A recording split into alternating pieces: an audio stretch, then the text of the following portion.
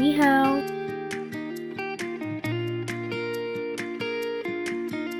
Sobrang init ng summer ngayon, no? Unlike before. Last year, nakapunta pa kami ng Kinting, pero ngayon, 2 buwan kaming nagpahinga sa Calabi. Kasi grabe talaga yung init, hindi kaya. Pero after 2 months, ito, trinay namin na naman gumala. Kasi hindi talaga mapirmi yung paa namin, be. Isa din kasi to sa nagpapasaya sa amin. Yun bang makakalimutan mo yung mga stress sa trabaho, sa buhay? Char. Ang pupuntahan natin ngayon ay ang university kung saan nag-aral si Daomiso. Dito nga ito sa Chai. Bawal pala yung motor ipasok sa loob yung university. So, lumiko kami at naghanap ng parking area.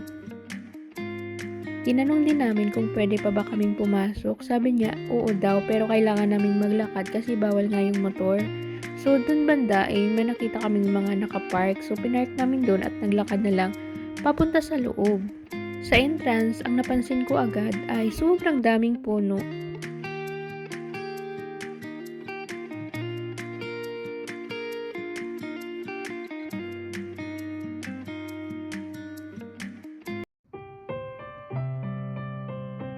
Sobrang lawak pala dito sa loob. Madaming lakaran, mahanap mo lang yung mga iconic na mga location ng Nature Garden.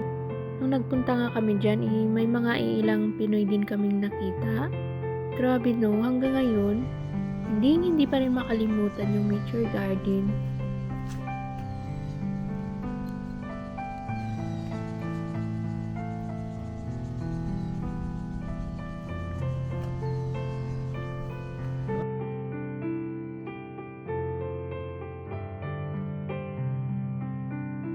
Hinahanap na namin yung locker kung saan nagiiwan yung F4 ng red envelope. Pagpasok na namin dito ay may nakita kami na nasa baba daw yung locker. Medyo konti lang yung tao kaya hindi masyadong nakakahiya.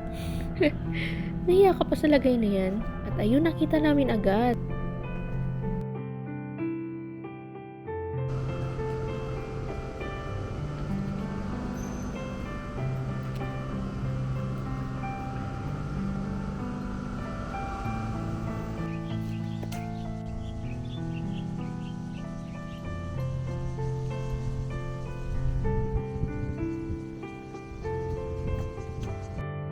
At ayun na nga, tapos na tayo sa paglilibot dito sa Chongqing University. Bye-bye!